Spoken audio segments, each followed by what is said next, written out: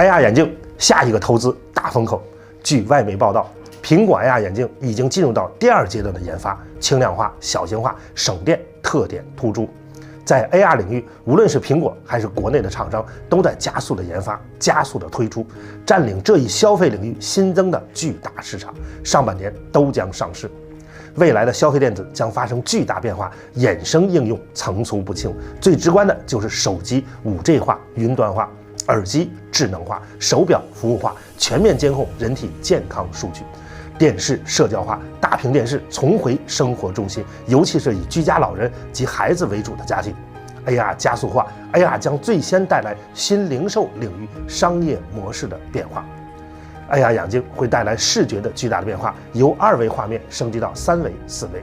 比如，我们拍一下皮肤，就可以根据皮肤的光谱属性去匹配什么样的化妆品；拍一张自拍，就可以快速的找到匹配脸型和肤色的口红。网红李佳琦们将失业。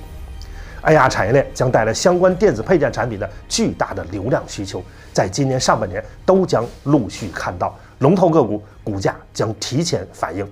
你知道哪个是龙头吗？关注私信我，我们聊聊简单易学的趋势操作法，个人观点仅供参考。